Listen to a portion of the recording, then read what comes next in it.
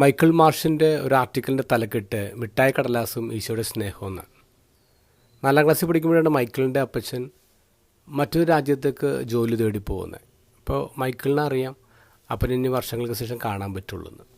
എയർപോർട്ടിൽ വെച്ച് അപ്പൻ ഒരു മിഠായി വാങ്ങിച്ച് അവന് കൊടുത്തു. അവനെ മിഠായി തിന്നിട്ട് കടലാസ് അത് ഭദ്രമായിട്ട് എടുത്തു വെച്ചു.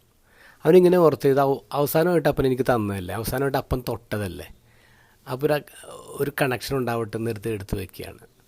വർഷങ്ങളോളം ഈ മിഠായി കടലാസ് കൊണ്ടുനടന്നു, വലുതായിട്ടത് ഉപേക്ഷിച്ചൊന്നുമില്ല. അപ്പോൾ ഒരു ദിവസം അപ്പനോട് മൈക്കിള് ഈ മിഠായി കടലാസ് എടുത്ത് വെച്ച കാര്യം സംസാരിക്കുക. അപ്പോഴാണ് മൈക്കിളിനൊരു പുതിയ വെട്ടം കിട്ടിയത്. കാരണം അപ്പൻ അവസാനമായിട്ട് തൊട്ടത് തന്നെയല്ലേ, അപ്പൻ അവസാനമായിട്ട് കുറേ കാര്യങ്ങൾ എന്നോടല്ലേ പറഞ്ഞത്. അപ്പോൾ ഈ മിഠായി കടലാസിനേക്കാളും പ്രധാനപ്പെട്ട ഞാൻ തന്നെയല്ലേ ആ കണക്ഷൻ. ഈ ഒരു വെട്ടത്തിൽ നമ്മൾ ഇന്നത്തെ ഗോസ്പലൊന്ന് വായിക്കണം. ഈശോയുടെ വിട പറച്ചിലാണ്. Jesus does not give us something, Jesus we are something. ഈശോ എന്തെങ്കിലും തന്നിട്ട് പോകണമല്ല, നമ്മൾ തന്നെയാണ് ആ സാധനം. We are the gift and we are the connection. ഇങ്ങനെയാണ് അതിനെ കാണേണ്ടത്.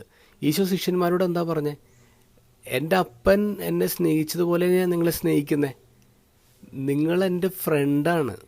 നമുക്കിടയിൽ ഇനിയൊരു സീക്രറ്റൊന്നുമില്ല. എൻ്റെ സ്നേഹത്തിലാണ് നിങ്ങൾ ജീവിക്കേണ്ടത്. You are chosen and you are appointed എന്ന് ഈശോ പറയാം.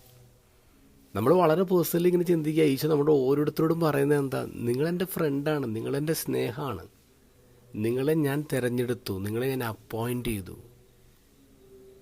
നമുക്ക് വളരെ സ്ട്രെങ്ത് നൽകുന്ന വാക്കുകളല്ലേ. We are the gift.